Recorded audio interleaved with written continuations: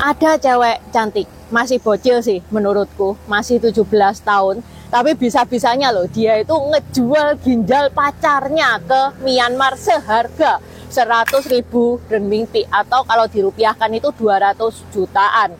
Pacar loh bisa dijadikan aset. Gila, anak sekarang 17 tahun sudah pinter-pinter ya.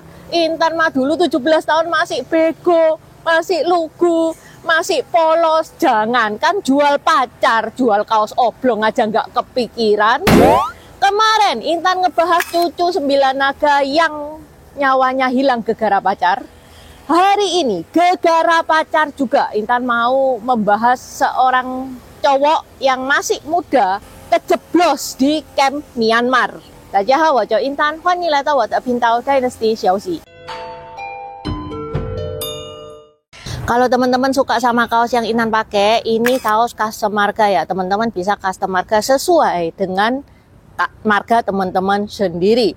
Tersedia berbagai macam efek. Yang Intan pakai ini efeknya efek emas, dijamin kinclong. Selain efek emas, ada juga efek glow in the dark. Jadi kalau di petengan bisa nyala. Ada juga reflective rainbow. Jadi kalau kena cahaya itu kayak ada efek hologramnya. Kalau teman-teman nggak suka aneh-aneh tanpa efek pun juga ada. Bisa besar di dada tengah atau kecil di dada kiri kayak punyanya Intan. Sekarang masih close PO. Nanti open PO tanggal 1. Kalau teman-teman minta diingetin bisa chat admin Shopee yang linknya ada di deskripsi. Selain custom marga ada juga tokoh-tokoh China lainnya seperti Kaisar pertama Tiongkok Qin Shi Huang, Hakim Pao, Kera Sakti, Konfusius, tokoh Samkok juga lengkap, mulai dari Kuan Yu, Zhuge Liang, Cao Zhelong, 5 Jenderal Macan, 3 bersaudara, Kuan Yu dioperasi oleh Dr. Huato, dan new release terbaru adalah karakter Necha.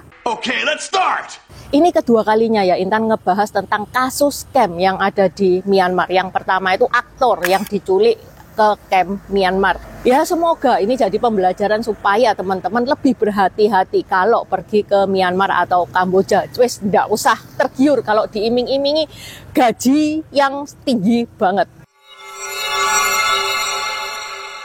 Kali ini ceritanya itu ada seorang cowok masih muda, 19 tahun dari Guangdong. Menurut Tiger, namanya adalah Xiao Guang. Pada bulan Februari tahun 2025 kemarin, dia dijual pacarnya sendiri, guys, yang masih berusia 17 tahun. Namanya adalah Xiao Cho. Supaya gampang Intan sebut Nona Cho ya. Sehingga Xiao Guang pun berakhir di komplek penipuan online yang ada di Myanmar.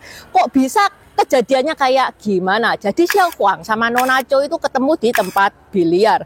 Menurut cece-nya Xiao Guang, Intan sebut Nona Huang ya. Nona Huang ini mendeskripsikan Nona Cho ini sebagai cewek yang menor, seksi, ya tapi memang cantik.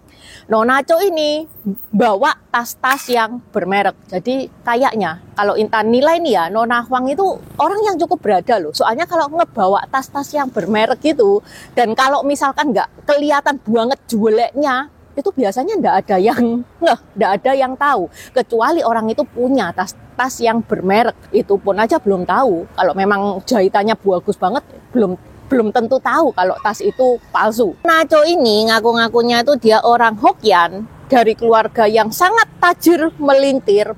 Bokapnya itu kerja di manajer investasi yang ada di Myanmar. Nona Cho ini sering ngobrolin bisnis dan keluarganya di Myanmar. Gila loh, cewek 17 tahun sudah bisa bikin bisnis pitch ala-ala drama Netflix.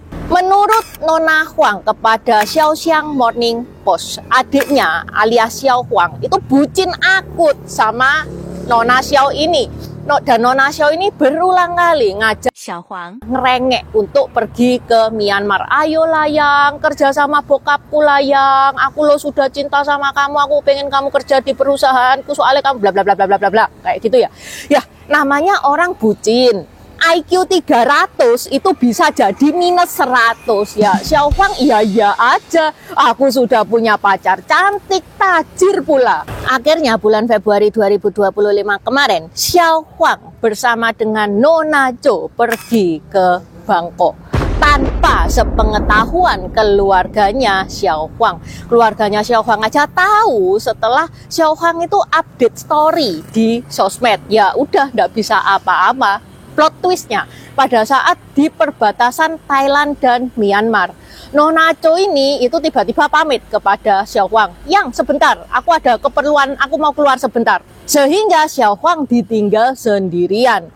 Nggak lama kemudian muncul pria bersenjata yang mana dia merampas HP-nya Xiao Huang, merampas paspornya Xiao Huang, dan menggiring Xiao Huang ke komplek penipuan Triumph Industrial Park. Rambutnya Xiao Huang dicukur habis. Xiao Huang selama 4 bulan hidup bagaikan di neraka, disuruh kerja 16-20 jam per hari, makan dikasih sedikit, disuruh nipu orang. Kalau target nggak tercapai dipukulin pakai batang besi, dikurung di ruangan gelap, bahkan pernah tidak dikasih makan. Siksaan ini tuh ngebikin Xiao Huang itu sampai kehilangan pendengaran mereka. Terus kok bisa bebas? Gimana Cik Intan? Karena Xiao Huang ini dinilai dia itu gagal terus, target tidak memenuhi, wes ini orang kagak ada gunanya, sehingga keluarganya pun ditelepon. Keluarganya itu jungkir balik ngumpulin 350 yuan, alias kalau dirupiahkan 770 juta untuk menebus Xiao Huang. Juni kemarin, Xiao Huang sudah balik ke keluarganya. Nona Cho yang kaya mendadak nih ya karena jual Xiao Huang, yang sudah berhura-hura 10 hari di Thailand. Begitu balik lagi ke China, Nona Cho ini ditangkap dan katanya sekarang Nona Cho ini lagi proses hukum. Detail cerita ini kebongkar pada saat Nona Huang, cece-nya Xiao Huang itu ya, itu buka suara pada tanggal 17 Agustus. Dia itu cerita panjang lebar, posting di Tencent. Pokoknya intinya sang kakak ini bilang supaya tidak ada lagi yang terjebak kayak Xiao Huang ini, belajar dari kesalahannya Xiao Huang. Teman-teman banyak yang mikir ya, kok bisa Xiao Huang ini balik hidup ya, meskipun babak belur, meskipun kupingnya rusak, tapi minimal dia masih bisa pulang dengan selamat. Kan biasanya kalau ada kasus-kasus kayak gini, pulang kan tinggal nama doang tuh. Kok bisa Xiao Huang ini pulang hidup? Apakah perusahaannya itu tidak takut ketahuan sindikatnya? Apakah perusahaannya itu tidak takut Xiao Huang nanti bakal cerita kemana-mana? Kan bisa tuh identitas perusahaan bocor gegara Xiao Huang ini.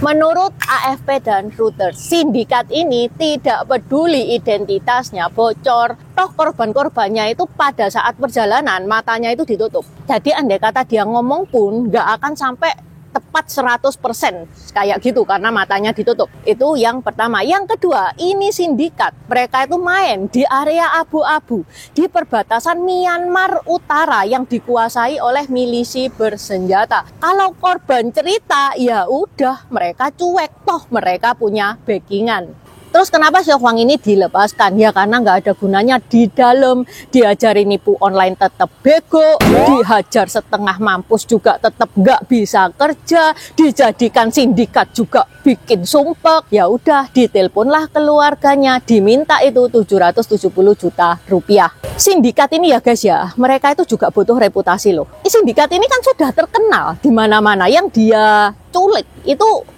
orang dari berbagai negara. Ini sudah terkenal banget.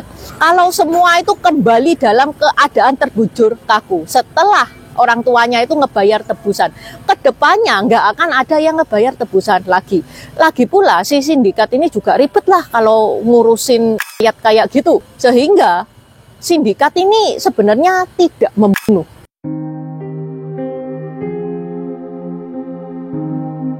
Loh, apa kabar dengan Soleh Darmawan, warga negara Indonesia yang ketipu di Myanmar pulang dalam keadaan nggak hidup? Ini beda ya kasusnya sama Xiao Huang. Xiao Huang itu hidup, bisa napas meskipun babak belur sampai kupingnya rusak. Soleh ini guys, dia dikuras tenaganya habis-habisan sama sindikat. Sampai Soleh ini sakit parah dan nggak bisa kerja, sehingga orang Myanmar itu merasa, aduh ini orang sudah nggak berguna, dibalikin aja. nggak ada kabar bahwa orang tuanya Soleh Darmawan ini dimintain tebusan. Mungkin sindikat itu tahu mana yang mampu, mana yang nggak mampu. Sebenarnya Soleh Darmawan itu dipulangkan dalam keadaan hidup ya, meskipun kondisinya itu sudah kritis banget. Hanya saja dalam perjalanan Soleh ini nggak kuat, akhirnya dia pun meninggal sebelum sampai ke Indonesia. Terus kabar ginjalnya Soleh diambil itu gimana? Nggak ada berita resmi atau tidak ada bukti akurat tentang ginjal atau organ lain yang diambil dari tubuhnya Soleh.